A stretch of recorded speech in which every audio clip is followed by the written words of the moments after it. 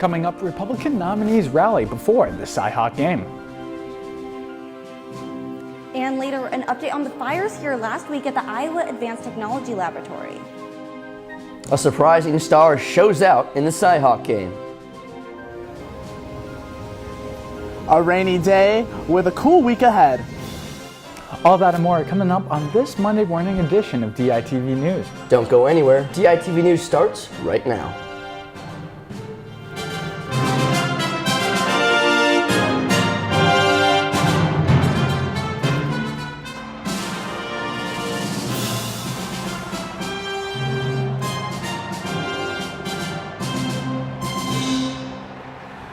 Good morning and thank you for tuning in live to DITV and KRUI 89.7 FM. I'm AJ Reister. And I'm Johnny Valtman. Recently, counterfeit money has been passed around Iowa City. $50 counterfeit bills were going around in March, and now Iowa City businesses are reporting the use of fake $100 bills. The Iowa City Police Department are investigating the incidents and are warning businesses ways to detect the fake money. And ahead of the Cy-Hawk game, Republican presidential nominees attended a rally in Nevada. There, the nominees were able to talk to the crowd about their plan and who they were rooting for. Iowa is critically important, not just to our country, but to the candidates who want to make the case that we need a new direction in America. While Republican frontrunners such as former President Donald Trump and Florida Governor Ron DeSantis were absent from the rally, other Republican nominees took the stage here to continue their campaigns. I think it's great to have an event like this where we get to see all the candidates, or as many as we can, just individually, like personally. You don't see that in other parts of the country. Candidates spoke about the importance of making appearances at these rallies during their campaigns. But what really wins people's hearts is when we're sitting down talking about real issues. What matters to you? What direction do we really need to go in? Because we need a change. We need a Republican president in the White House, because what we have now is just unacceptable. And while the Nevada Fairgrounds can hold up to around 3,500 people, there's only estimated just over 100 people at the rally today. Obviously, we wished some of the other campaigns had chosen to come here rather than other places down the road, but that is what it is and can't really control that. Nominees and voters both agreed that they would support the Republican nominee no matter who it is.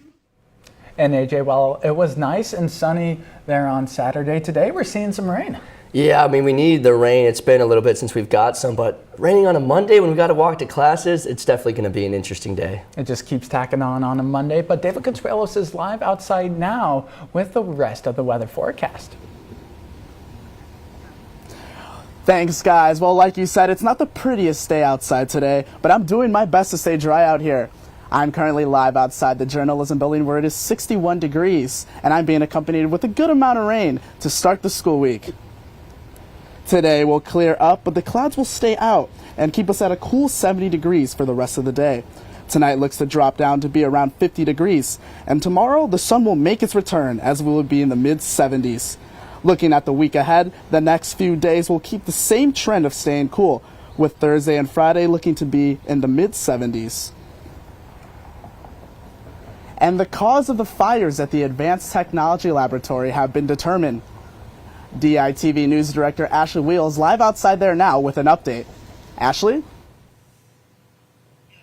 Yeah, thanks, David. I actually had to come in because of the rain outside, so I'm live inside the IMU, right across from the Iowa Advanced Technology Laboratory. But the University of Iowa Office of Public Safety has announced the cause of the fires was the heat reflecting off of the side of the building and onto exposed material. This was the cause of both fires, August 31st and September 1st. Renovations here at the Iowa Advanced Technology Laboratory left those materials exposed to the reflections from the sun. The drywall did prevent the fire from spreading further into the building, thankfully, and as you can see here, the area has now been covered in a non-reflective material until a permanent solution. solution is found. Back to you in the studio, Johnny. Thank you, Ashley. I'm having some microphone troubles, but I got it back up. And there was a shocking update that was just released on the apartment building that collapsed in Davenport this past May. According to recent findings, the building collapsed due to structural problems. Before the collapse, the building was undergoing repairs that led to a structural support. Unfortunately, lack of proper construction led to the collapse of the building and the tragic death of 3 residents. The building's owner has pleaded guilty to a civil violation and is charged with 2 lawsuits by residents. Now I'm going to send it back out to David, who can fill us in on a major disaster across the globe. David? A 6.8 magnitude earthquake struck the High Atlas mountain range in Morocco last Friday. The earthquake hit about 45 miles from the major city of Marrakesh. More than 2,000 people have died as a result of the earthquake, with nearly 2,500 more injured, many being in critical condition. The earthquake is Morocco's deadliest quake since 1960, where an earthquake had a death toll of 12,000 people. I want to express my sadness by the loss of life and devastation caused by the earthquake in Morocco. Our thoughts and prayers with the people of Morocco and my friend King Mohammed VI, I should say. We're working expeditiously to ensure American citizens in Morocco are safe, standing ready to provide any necessary assistance to the Moroccan people as well. We've made that offer. King Mohammed VI has set up a relief commission to distribute aid to those who have lost their homes. Emergency teams continue to search for survivors in the aftermath. Back to you, Johnny. Thank you, David. And a University of Iowa student has a unique perspective of the infamous Hawkeye wave. DITV's Hannah Lipsky has more on a local cancer survivor's story. As a University of Iowa student, doing the wave during a football game is a rite of passage. But for one student in particular, this act of kindness holds a much deeper meaning. Freshman Natalie Paulson shares her perspective from both sides of the wave. When Paulson was 16 years old, she noticed an old bump on her forehead started swelling. After running tests, she was quickly checked into Sept Family Children's Hospital. Further testing showed 78% blast was found in her blood, meaning leukemia cells were present. She was officially diagnosed with acute myeloid leukemia on June 24, 2021, and was treated during the entire football season. I was here for every single wave. Now, she's a University of Iowa student studying to be a nurse, just like the ones who treated her. All my nurses and the child life, my doctors, and all the volunteers that came in made my stay here so much more comforting. I was never worried, alone, or anything like that. And now she is waving from the other side of the window. Best tradition in college sports. It honestly was so surreal. I got the chills, waving to the kids and seeing their flashlights waving back. I was like, oh, that was me at one time, and now I got to see them waving back to us, and just felt for them. Paulson decided to watch Iowa's first game of the season with her mom, who helped her get through the toughest times. I wasn't expecting it to be as sad and happy at the same time as it was, but after I was just so joyful that I got to experience it from outside. And she's ready to cheer on the Hawks all season long. From outside of the University of Iowa Sept Family Children's Hospital, this is Hannah Lipsky, DITV. And AJ, what a great story there. And even though we didn't see the wave this weekend, I felt the energy was still there in Ames. Absolutely. The Cy-Hawk game always seems to bring great energy, and I had the opportunity to go to Ames to cover the big game. With the Cy-Hawk Trophy and Kirk Ferentz's 200th win on the line, the Hawks had plenty of motivation going into the game against the Cyclones, but the only thing on anyone's mind was revenge. Because last year, it didn't feel too good, losing it, and then, the whole team coming on our sideline and our face. I held that grudge for the whole year. Last year after the game when they won, there was a bunch of guys running over, how we swarm off after the game. A bunch of guys running over into our swarm and saying stuff to us. After a blocked field goal attempt by the Iowa defense, it was Jazzy Patterson who broke open a 59-yard run, and then Drew Stevens capped off the drive with a field goal to give the Hawkeyes their first lead. Then in the second quarter, it was Jazzy Patterson again, this time a 4-yard touchdown run as he powered his way into the end zone to give the Hawkeyes a 10-0 lead. Then with 4.5 minutes left, it was Sebastian Castro who picked off Rocco Becht and took it to the house for a 30-yard pick six and give Iowa a 17-0 lead. The Hawkeyes up 20-6 with just under 3 minutes to go in the fourth quarter. Jaden Higgins, a 16-yard catch from Rocco Beck, brought the game back within 7 and reignited Jack Trice Stadium.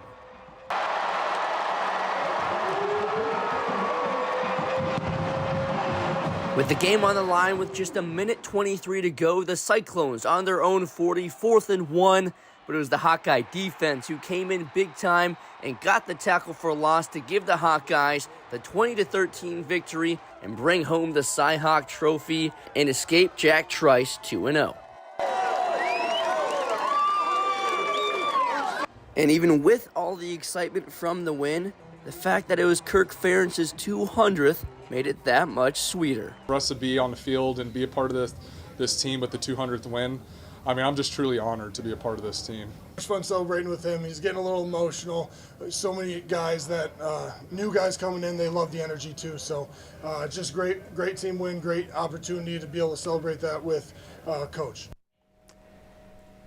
And a surprising standout in Kirk Ferentz's 200th win was redshirt freshman Jazion Patterson. DITV sports reporter Sarah Galla has more.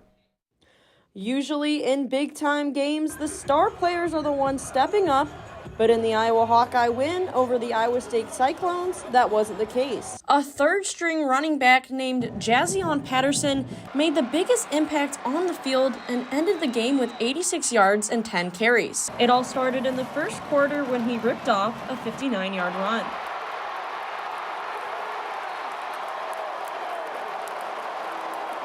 My blocker just came around and it was like open.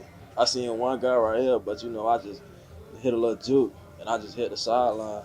He is willing to throw his body for the team no matter what the circumstance. And, we definitely appreciate when a dude like that, when Jazz is going to run like that, we know how hard he runs. And, if that's something that he brings to this team, we're happy that he's on our team. His day wasn't finished as he also had a 4-yard touchdown run in the second quarter, putting the Hawks up 10-0. It's the first time I saw him live go boom, and it's like, okay, maybe this guy's got a little juice in there. And, we've been watching it in camp, and certainly today, he came up big for us, so really proud of him. I just kept my head down every day and I just worked because I knew, my time would come. And, when it come, I'm going to show up. Jazz and the Iowa Hawkeyes will be returning to Iowa City for their upcoming game against Western Michigan next Saturday. And Iowa did prove today that it is a Hawkeye state. From the Jack Trice Stadium, I'm Sarah Galla, DITV Sports. Thanks, Sarah. Kirk Ferentz will look to lead this team to his 201st next week when they take on Western Michigan. And the top-ranked Hawkeye field hockey team proved why they are #1 in the nation. Iowa dominated Central Michigan on Friday, beating the Chippewas 8-0. And it was the freshman Dion Van Alsum who carried Iowa to the W, scoring 4 goals on the night. Van Alsum would match that performance yesterday, putting up another 4 goals against the UMass Lowell River Hawks. Iowa went on to win 5-1, and Van Alsum now has 14 goals in just 5 games this season. And the Iowa volleyball team gained another win on Friday after defeating Missouri State 3-1. The Hawkeyes were led by sophomore outside hitter Natalie Moravec, who had 12 kills on 33 attempts. Moravec transferred from BYU after last season and is already second on the team for kills with 83. Senior setter Bailey Ortega posted her version of a double-double with 25 assists and 10 digs. The success, however, did not carry over into Sunday's match up against Grand Canyon University. The Antelopes had their way from the first serve, sweeping the Hawks 3-0. The Hawks look to get back on track next weekend in a Syracuse Invitational. Now, Johnny, there was a big weekend for Hawkeye sports. Went into Jack Trice, got the win. Volleyball got a couple of wins, and the field hockey team proved why they're still #1. Yes, and I like how they're doing it this early on with this many sports teams, because we still got a lot of sports teams down the line that still have to play, like the men's and women's basketball teams and baseball. So I cannot wait for Hawkeye sports later this year. And thank you for tuning in to DITV News and listening to KRUI 89.7 FM. Be sure to head over to thedailyiowa.com for all your latest news between Monday and Friday. For DITV News, I'm Johnny Valtman. And I'm AJ Reister. Have a marvelous Monday.